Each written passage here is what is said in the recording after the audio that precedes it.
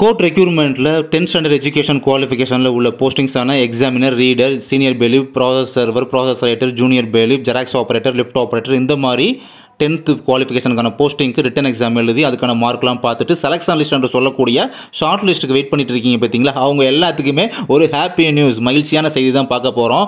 இதுக்கு முன்னால் கொடுத்த அப்டேட்டுக்கு ஆப்போசிட்டாக அப்படி இந்த ஒரு அப்டேட் அப்படின்றது இருக்குது. ஸோ கிடைச்ச தகவலை தான் உங்களுக்கு வந்து இன்ஃபார்ம் பண்ணுறேன். இந்த மந்த் எண்டிலேயே February 28 அன்றைக்கே கூட பார்த்தீங்கன்னா, அல்லாட்டி அதுக்கு பிஃபோராகவே பார்த்தீங்கன்னா, இன்னும் சில தினங்களில் கூட பார்த்தீங்கன்னா உங்களுக்கான செலக்ஷன் லிஸ்ட் அப்படின்றது ப்ராசஸ் பண்ணி குயிக்காக முடிச்சுட்டு உங்களுக்கு ஷார்ட் லிஸ்ட்டை வந்து பப்ளிஷ் பண்ணிடுவாங்க அப்படின்ற மாதிரி தான் பேசிக்கிறாங்க.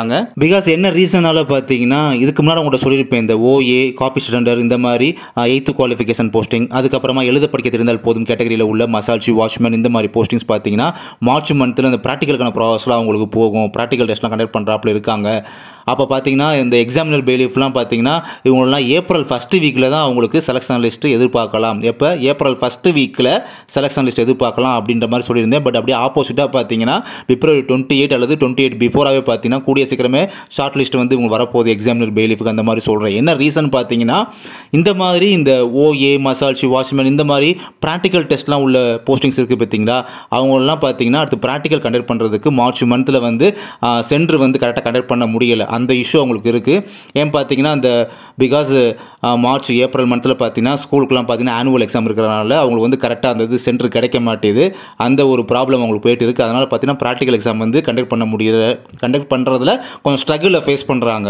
அதனால் பார்த்தீங்கன்னா நம்ம வந்து 10th ஸ்டாண்டர்ட் குவாலிஃபிகேஷனுக்கான அந்த சர்டிஃபிகேட்லாம் அப்லோட் பண்ணியிருப்பீங்க பார்த்தீங்களா? அவங்களுக்கான ப்ராசஸை வந்து ஸ்டார்ட் பண்ணியிருக்காங்க. ஸோ அந்த ப்ராசஸை குயிக்காக முடிச்சுட்டு இன்னும் சில தினங்களில் கூட அப்படி இல்லாட்டி இந்த மந்த் எண்டுக்குள்ளே அல்லாட்டி இந்த மந்த் எண்டில் கரெக்டாக February 28 அன்னைக்கு கூட பார்த்தீங்கன்னா உங்களுக்கான ஷார்ட் லிஸ்ட்டை வந்து நீங்கள் எதிர்பார்க்கலாம். பிகாஸ் அப்போ பார்த்தீங்கன்னா 10th ஸ்டாண்டர்ட் குவாலிஃபிகேஷனில் உள்ள அந்த எக்ஸாமினர், பெயிலிஃப், ஆப்ரேட்டர் இந்த மாதிரி போஸ்டிங்ஸ்க்கான ப்ராசஸ்லாம் வந்து கம்ப்ளீட் பண்ணிவிட்டு அதுக்கப்புறமா ஆஃப்டர் அந்த ப்ராக்டிக்கல் எக்ஸாம் கண்டக்ட் பண்ணக்கூடிய போஸ்டிங்ஸ் இருக்குது பார்த்தீங்களா? அவங்களெலாம் அப்புறம் ப்ராக்டிக்கல் எக்ஸாம்ஸ்லாம் கண்டக்ட் பண்ணிக்கலாம் அந்த மாதிரி ஒரு பிளானில் பார்க்குறாங்க. பிகாஸ் அந்த மாதிரி ஒரு ஸ்ட்ரகிள் அவங்க ஃபேஸ் பண்ணுறாங்க. அந்த ரீசனால தான் இந்த மாதிரிலாம் பேச்சு அடிபட்டுக்கிட்டு இருக்குது.